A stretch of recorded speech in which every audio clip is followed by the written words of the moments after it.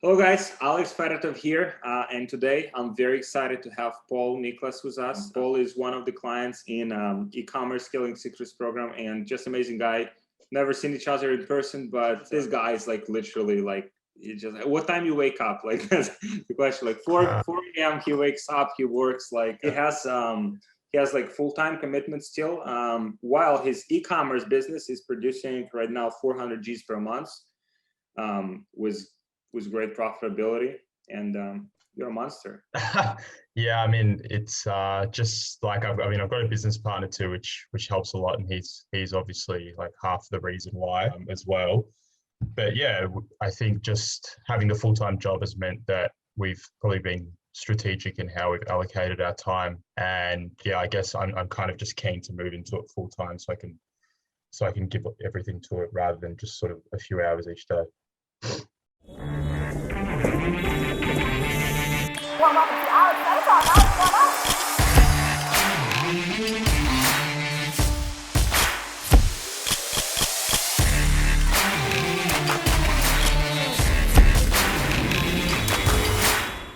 Yeah, and full-time position that Paul has is one of the like fastest, biggest like e-commerce companies in Australia. So are we okay to talk about that, or like you want to just yeah, I mean, I'm happy to talk about it for sure. So are we okay to say the name of the company? Yeah. I mean, I can explain a bit. Like I work for a guy like who probably people know now because he's tried to grow his personal brand a bit. His name is David Fogarty.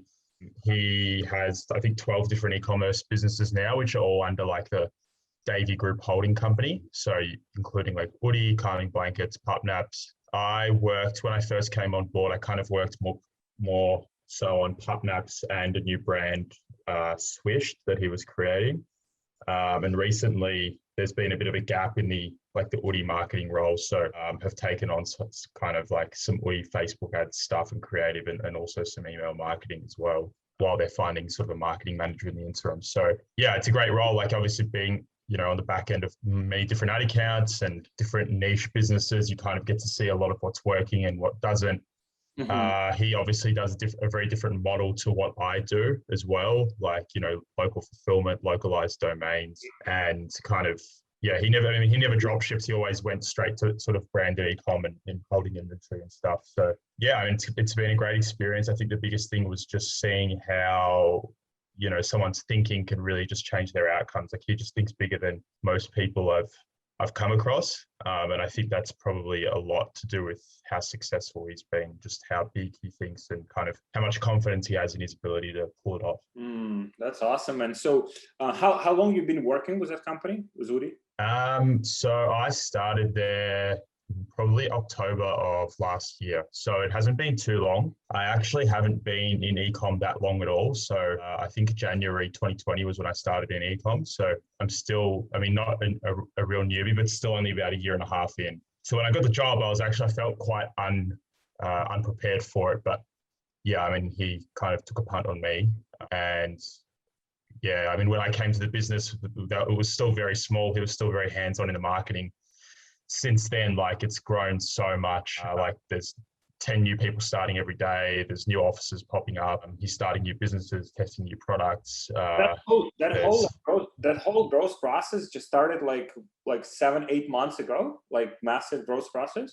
In terms of the numbers and revenue, he was doing a lot of revenue 7 or 8 months ago. But the whole growth in terms of hiring and actually trying to build out a business and like infrastructure and all that started 8 months ago. But he runs a very lean model because he relies a lot on consultants and agencies. So when you've got sort of like your Facebook media buyer, your Google Ads media buyer, Pinterest, radio, YouTube, everything's done by consultants, even a creative agency as well.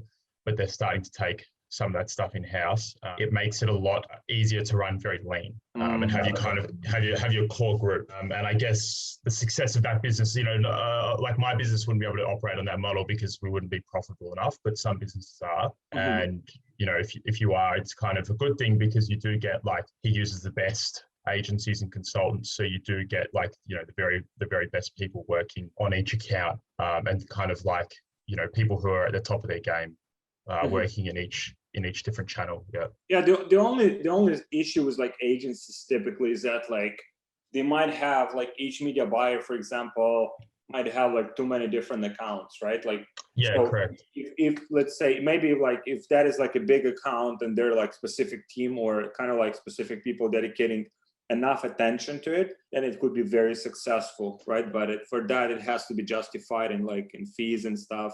So it makes sense for the agency as a company as well. Yeah, for sure. I mean, that's the like you'll see a bad agency is like when we've worked with one of the newer brands where we couldn't justify giving it to the big agency who charged more. So we found a different agency who, and I think they were running like something like 50 or 60 ad accounts for one media buyer. And that's exactly what I'm talking about. It's sometimes you'll see it in the ad account when there's things that have got 0.2 ROAS and still been running for 3 weeks. So you'll So yeah, it's good though. It's the best job I've had. Like I've never really liked working 9 to 5, as most of us who do this. Most of us probably don't like working 9 to 5. That's why we do it. But yeah, it has been the best job I've had. Man, like I mean, how so January last year you started with e-commerce. Like, why did you get into e-commerce in the first place? It's a strange story. So I've always been interested in building businesses, and I've always. I think I read more business books as a kid without actually starting a business than probably anyone, which is a bit funny now that I look back. And I thought I knew a lot about business, but I obviously didn't because I'd never actually done it. I was actually in like the personal training space when I was studying at uni. So I kind of wanted to get into online personal training, and then through online PT, I sort of saw, okay, you can use digital marketing, you can build funnels, you can do all of that.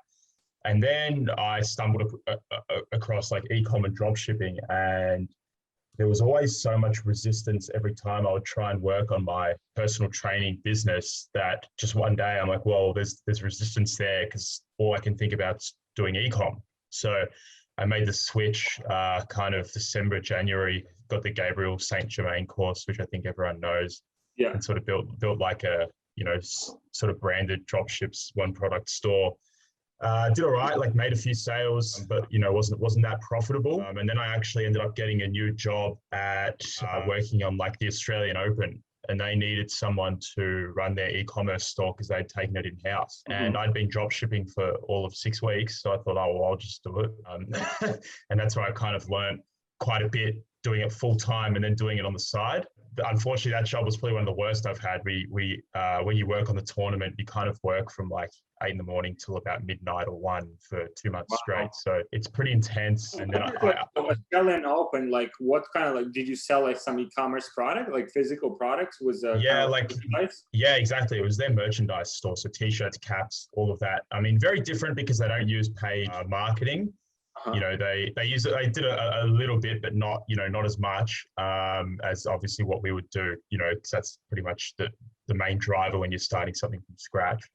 But it taught me quite a bit about the branded side. They used Shopify Plus, so I could actually learn how to use that properly. It taught me a little bit about SEO, about email marketing as well. And then I guess I've got quite like a whenever I do something and I kind of if it's all I can think about, I'm all in. So I was doing that during my day job. On the side, I was doing my own e-com stuff. And then on top of that, trying to learn as much as I could as well. So I feel like even though I've only been in a year and a half, I've kind of gained a lot of knowledge just because I'm quite obsessive about it. That's, I had a bit of a 2-month break when it was crazy with work. I mean, it got to March of last year. And then that's when I thought, like I can't work this job anymore. I hate it. I want to try and quit before the next Open because I can't, I just don't want to work this tournament again. So that's when I started taking it more seriously, got a business partner who helped with operations. And we were very lucky. Like we came into it, it was COVID that time. Like it was when lockdown first started. Obviously there was a huge e-com boom and, we were getting great results then.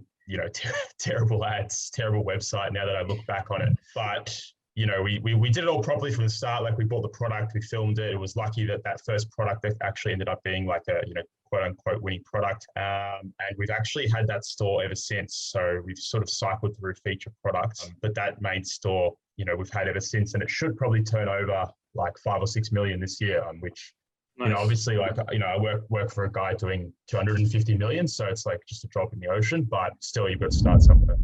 Hey guys, people have been asking me how we scale to multiple 6 figures or even 7 figures per month without getting shut down on Facebook. And we have a very sophisticated solution for this that I want to share with you, but it's just like too valuable to give away for free. So if you guys want this solution, just book a call with one of my team members and we'll show you exactly what it is and how it works, and we'll see if that's a good fit for you and for your business. So just book a call with my team member. We'll share it with you so you can scale your business to multiple 6 figures or even 7 figures per month without getting shut down on Facebook, without having inconsistency, and with high profitability. So just book a call with my team and I'll see you there. That's awesome. And so pretty much, so you've been focused on that same store from like last March, like kind of like just switching products? Yeah, we've had like 3 products. We're still running all 3 at the moment. The first one is like, we wouldn't be spending a whole heap on ads, but like it's a low spend and it's profitable, so we kind of just keep running. And then we've got 2 other products that are doing quite well right now as well. And then we're just kind of setting up, like we're really using that as our cash cow. I guess the main advantage of like, I'm 27 and my business partner's 28, and like we have all been working full time, so we really didn't need to take a wage from the business. So we've literally just got this pool of money sitting in a bank account, which now we can use to fund other projects, which is what we're going to do. We're going to obviously look at growing our main business, but now we have the kind of, the extra time to dedicate. There's a whole heap of new things I want to start doing. That's awesome. And so you mentioned before, it's in a health niche, right? Health niche, yeah, exactly. So like back pain, neck pain. I think like, again, during COVID, probably more people were working from home and had those issues. But, reflecting back, there was no thought about, let's get into that niche because it's such a big niche. But reflecting back, it was a really good one to get into because it is so big. I get a stiff neck sometimes. I'm mid-20s. My old man gets a stiff neck. He's 60. So wide ranging, so many angles. It's evergreen. And to be honest, like we're probably going to narrow our focus now to just sticking within either health or beauty, just because we know it best. We know how to write copy for that niche, and there are so many different angles, and and products are evergreen, that it just makes it so much easier rather than being very niche and specific. And I think the pain points are very painful. Like that's kind of one area I dove deep into, was direct response copywriting, and writing for those niches are always the easiest because it is like an emotional and painful experience for some people, and you can always obviously play on that in your sales copy. That's awesome. And do you have like a lot of issues with banned accounts and pages? We've had a couple of like false AI flags. We've got a great Facebook rep actually, who we had a banned account maybe 4 or 5 months ago, and we just called her and she like unbanned it within the hour. So it's good having that, and not everyone does. I know a lot of people who have reps that are pretty useless. So you got the rep just like they reached out to you? Yeah. Like they thought we were an agency because of what we were spending on the account. She just assumed we were an ad agent. We sort of have, she's not great in terms of Facebook knowledge. Like I think most reps aren't amazing, but they're always good to have as a, relationship there if shit does hit the fan. But yeah, we haven't had too many issues. We had an issue with feedback score probably December of last year, when we had a few supplier difficulties, like back order and kind of, just not processing orders as quickly as possible. We had like a batch of product that wasn't as high quality as the rest come from the factory. So our feedback score did go down. We appealed. It's gone back up now. I think it's like 4.5 now, which is good. We're still doing 2 warehouses. So one from US now, and then the rest of the world from China. And that's obviously, helping feedback score too. Yeah. Yeah. And then, all the other stuff you do, like the packaging and whatnot, just improving product quality over time, because we work with a lot of different factories and stuff. So just choosing the best factories where we know the product quality is high has also helped our feedback score too. And just being better with customer service. Did you like research the factories, or like you worked with some agents so they could help? We started with agents, but we were just not happy with the prices we were getting. And again, it kind of comes down to how helpful it is having a business partner. He does all operations. So he just went on Alibaba. He's Chinese as well. So, got on WeChat, calls with them. He can speak their language. And, we ended up really cutting our costs quite a bit just working directly with factories. So, our agent that we work with at the moment, we're actually switching to the warehouse you recommended as well. But we're not even going to get product from them. They're literally just going to hold the product and ship it out. We just get it all from our own factory. And because we have that kind of direct relationship, we do get product quite a bit cheaper. Sometimes it is hard. The communication barrier is difficult at times when you are working with factories, but I think it is well worth it. And it's just like, it's a competitive space now. So if you have one more thing that it's a competitive advantage, which is lower cost, well, it just makes it a lot easier. Man, that's awesome. I think the major two takeaways, what you said, first get a Facebook rep and then get a good partner. Yeah, I mean, I don't know where honestly, if I didn't have, my business partner, I don't know where I'd be. And it helps. He works hospitality. So, I had my 9 to 5 and he kind of worked nights. So he was like the escalation point for operations and customer service, while I couldn't answer Slack stuff. You guys both still working full time? He's recently left about 2 weeks ago. I'm kind of, I've decided as well that I will. So yeah, we're both committed full time now, which is exciting because we think, well, if we can do what we've done while working part time, we're kind of quite excited at potentially what we can do, while working on it full time and committing ourselves. Yeah, we've moved into the state as well, so we just packed our shit and we're moving for 6 months to get away from our distractions and stuff to just kind of focus in for 6 months. Wow, that's awesome. So you want to relocate somewhere, to Bali or something, work from there? Not Bali. I mean, our borders are closed at the moment in Australia. So okay. If you want to leave the country, you want to be damn sure you want to leave because you're not going to be able to come back very easily. But we just went interstate. So we're from Melbourne originally. We've gone to Brisbane, which is the weather's a bit warmer, but it's quite a boring city. There's not much to do here. So it means we have a lot of time dedicated to e-com and listening to podcasts and just getting fit and stuff. Hopefully trying to make some money.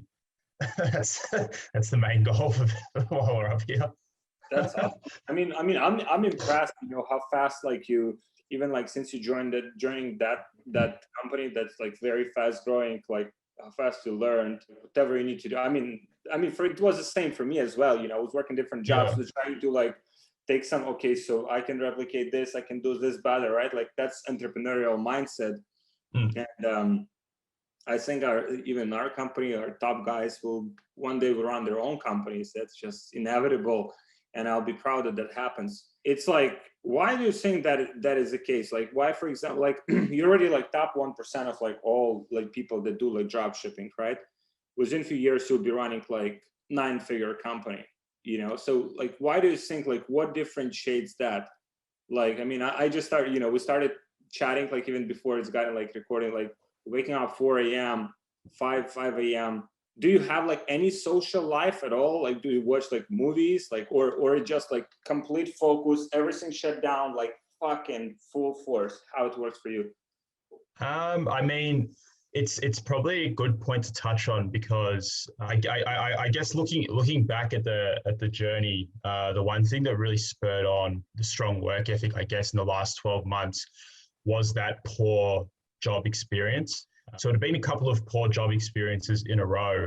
There's there's no real need to go into it in detail, but I think you do need that level of kind of, anger, I guess, anger at the world, and then you can fuel it to use it towards something productive. And, the job I'm at has been amazing, but, obviously the previous one at kind of the Australian Open was not great. And yeah, I think that before that, I was very much cruising through life and probably not really committed or focused to any one thing.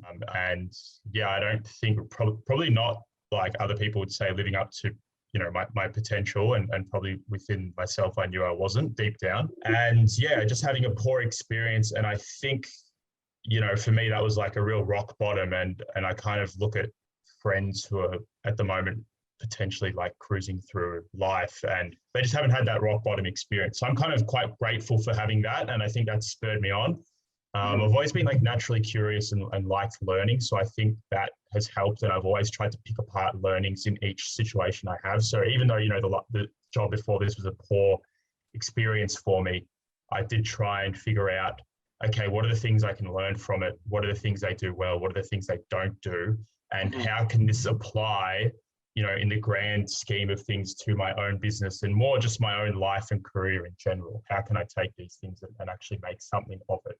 Whether it's a great experience, bad experience, you can always learn something from it. But yeah, I think that really spurred like that bad experience said, okay, you know what? I can't work another Australian Open. So this is the deadline that I have to either have found another job in ecom or I have to be doing my own thing full time. And then lockdown happened in Melbourne. We kind of went through like probably the toughest lockdown in the world, where we weren't really able to leave our house around 5 kilometers for 4 months.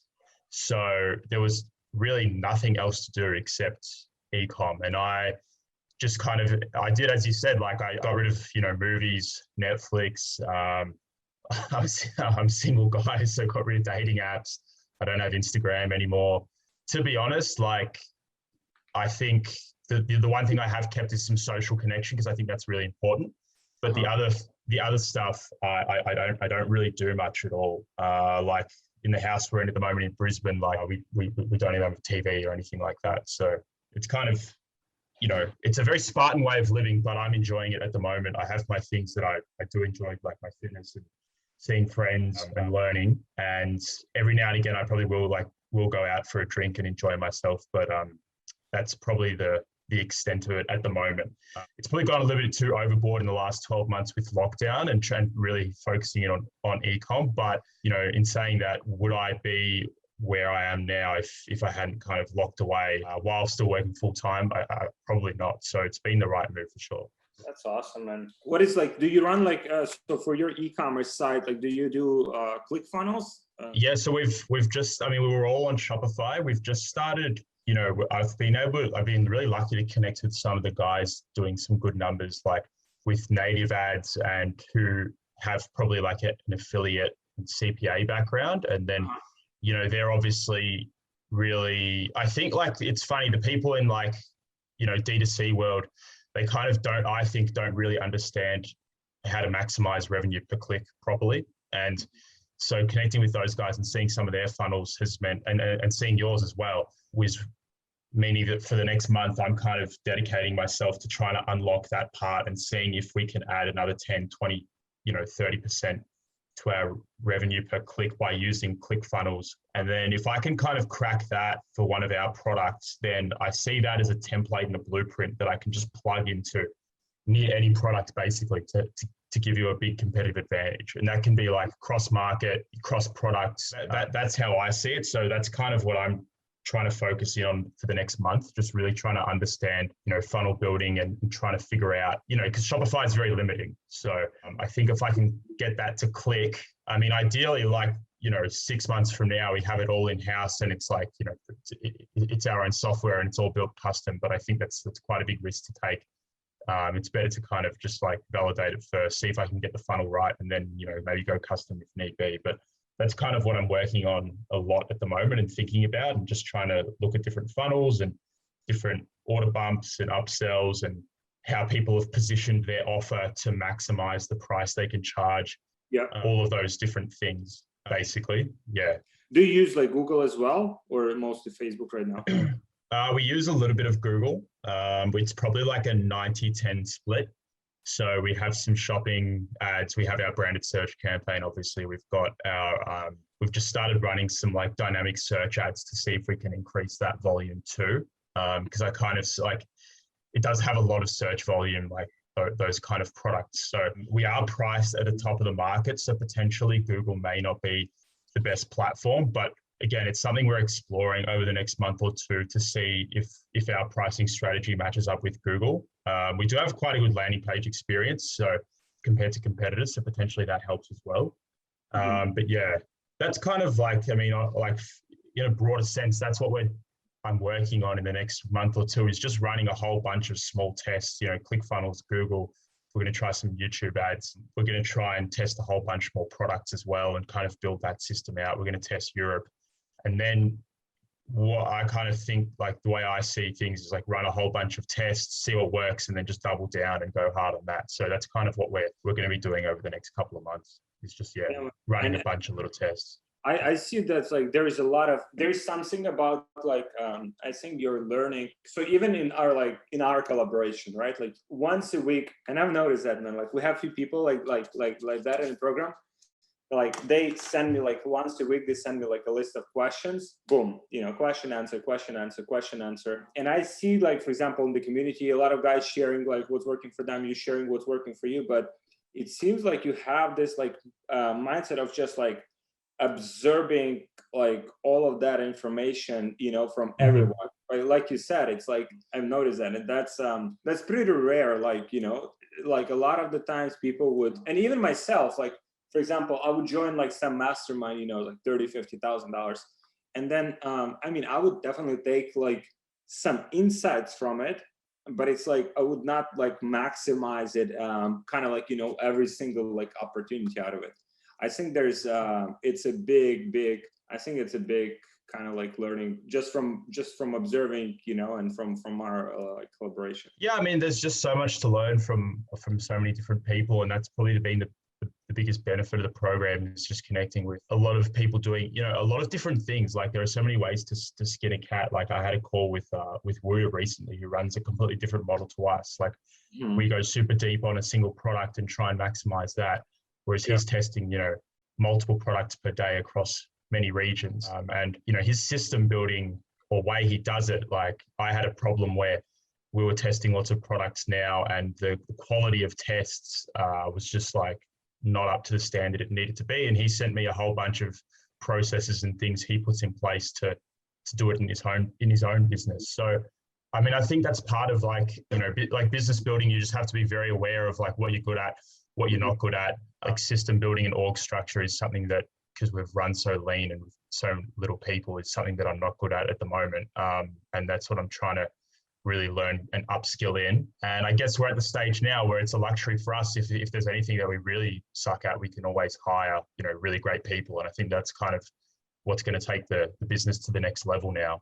It's important to try and soak up as much information as possible, even from the people not doing the right things. Like I look at people who aren't as successful now and I can pinpoint why, and I can see like what they're doing wrong, and they're still asking the same questions. Hey, are you running ABO now, guys, or CBO? Like $10 budgets for testing or 15? Like, it's the same questions that don't really matter in the grand scheme. I don't know. Like that's like for me, like I want to help everyone. It's like, but it's like seems like it's awareness. I think it's awareness. Like what is important, what I need to know, like what I'm good at, what I'm bad at, like and prioritizing. I mean, that's what you said. Yeah. Like, I think that's prioritizing. Okay, how important this versus how important is this? How important is this? And in what sequence do you actually test it? Yeah, 100%. Like prioritization is the biggest thing. And I kind of like to look at things across even beyond the business or the product, the 10-year journey. So the way I'm seeing it now is like, if I can figure out a funnel that can gain me 30%, I can use that multiple products, multiple regions. I can even buy businesses and plug them into that and grow them 30%, flip them. Like there's so much opportunity if I figure that piece out compared to, if I'm say trying to figure out a customer service inquiry or, trying to figure out the latest Facebook ad buying strategy, which is important, but it's not as important as that. And, you can get people in who can figure that out and who's that's their role and that's it, For sure. What, like in terms of like, so you mentioned the company, they started to more extensively hire people. What kind of like observations you've made? Okay, so like new people like being brought in, like they're hired or they're not, like what main lessons you have learned observing that process? I mean, the model they run, it's a great model, is the content and creative team in-house is a shared resource across 12 different businesses. Things like finance, legal, customer service, operations are all shared resources as well. And then how they do it is each, brand is kind of given a marketing manager or, a few resources if need be, depending on the size and where they're at. And then they can kind of go with that and run with it. So each brand always has, a single person on it thinking about the marketing of the brand. It's got its, the positives are you get shared learnings across 12 brands, which I think, Dave's trying to ramp up now. So he's trying to put in place processes where, 12 brands each quarter might be running 3 different tests per brand rather than overlapping. And then, if you're running 30 tests across brands, then you can double down in the best 10 and sort of go a lot quicker rather than, if we were testing the same thing across each brand.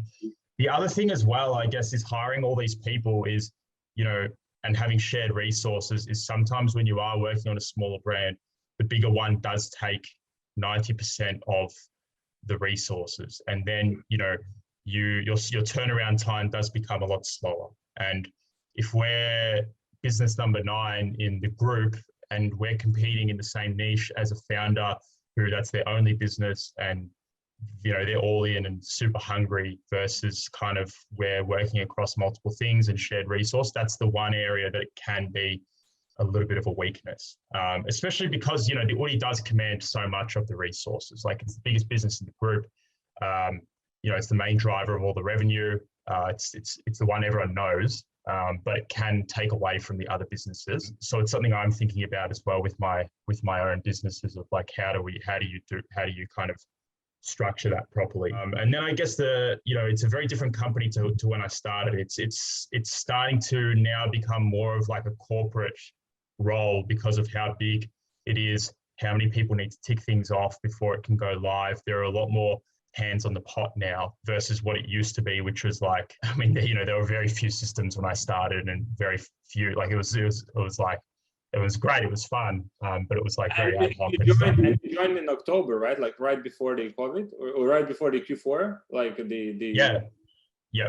Oh, wow. That was madness probably. You want to connect, mastermind, and network with 6, 7, 8-figure entrepreneurs? Join our free community on Facebook, which is called Brand Hypergrowth. It's for only entrepreneurs who are already doing at least $30,000 or more in sales per month and want to go to 7, 8 figures. So you can connect, you can network, you can mastermind, you can exchange insights and value with these guys and take your business to the next level. So there should be a link in the description. Make sure you join today.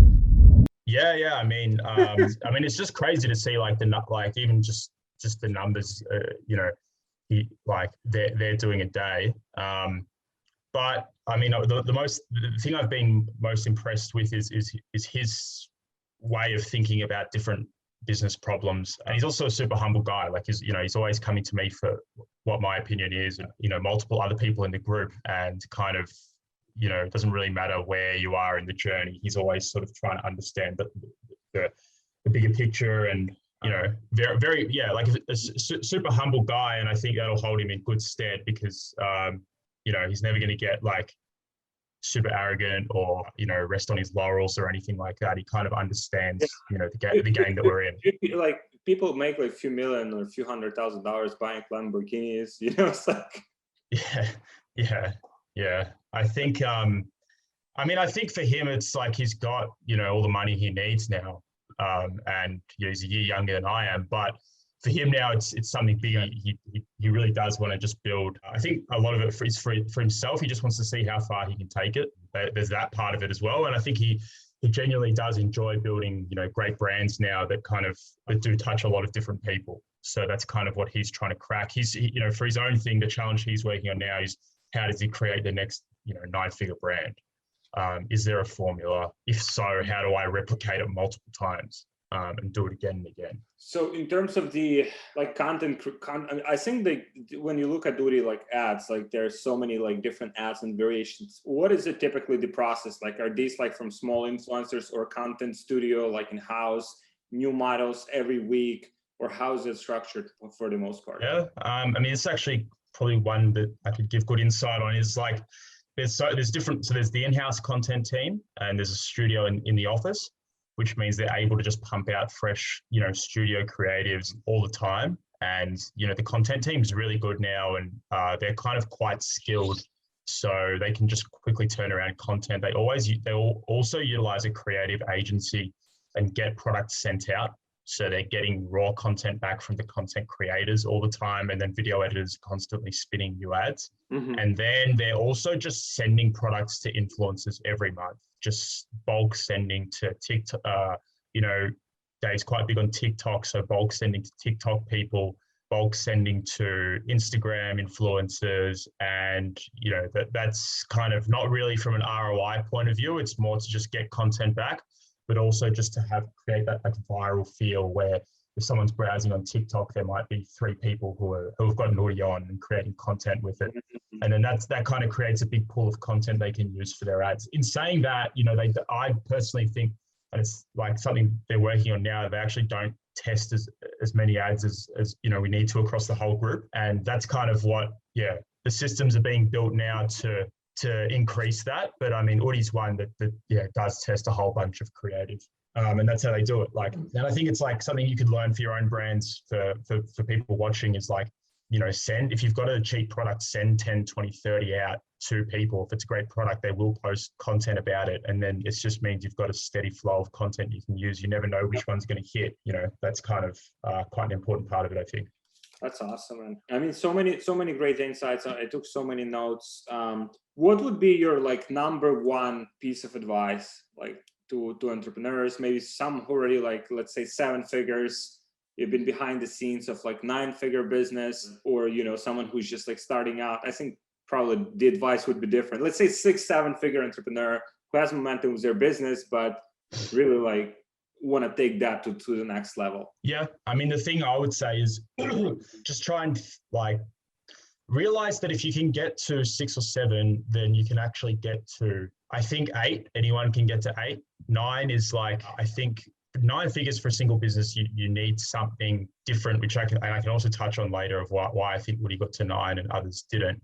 I think if you're at 6 or 7, one is just think bigger. Like you can always do bigger and better than where you're at the moment, just by thinking bigger and expanding your horizons. The second thing would be you have to very like quickly be able to change roles within and grow quickly in the business. And that's the other thing that I've seen from Dave, is that he's very quickly gone from like marketer to CEO to now looking to acquire businesses, now raising capital, like now building a personal brand, like whatever role he needs to play for the business to do really well, he steps in right away. Whereas you see a lot of people hang on to, I still want to do the media buying, or, I still want to be heavily involved, and it kind of holds them back. So that would be the second bit, is like, when you have to play the new role, quickly shed the skin of the old role and go straight into it, and grow to that part there. And then the other thing as well is like, you just have to 100% back yourself in, like that you might have a product. And I think there's probably a lot of people in the dropship community who are probably afraid of taking something from 7 to 8 figures, because they'll need to buy inventory. They'll need to put a cash risk up. They'll need to take a hit potentially on profit in the short term. And then in the back of their mind, they're probably thinking, what if this product dies? What if this business dies? I can't just shift to the next product, because then I'm holding quite a bit of stock. That potentially then holds them back from growing to where they need to be. So those are probably the 3 things. A lot of it comes down to just trusting in your own confidence and trusting that you'll figure it out. I guess the 4th thing would be also connect with high level people doing those numbers as well, and try and figure out why they're at where they are and why you're where you are and what the gap is, and trying to bridge that gap as quickly as possible. And those are kind of the main things. I mean, for people who are probably just starting out and who maybe haven't had their first success, I would just say the biggest thing to do is like understand what game you're in, understand the rules of that game, and then like set process goals around those rules. So like if you're doing, single branded, single store, single product funnel drop shipping, right? The rules of that game is you have to go deep. You have to figure out like a blue ocean angle. You have to get your creative content sorted. You probably want to pick a high margin product, and you kind of want to go all in on each project and learn as much as you can before, completely maximizing it. All right, that didn't work. Moving on to the next one, right?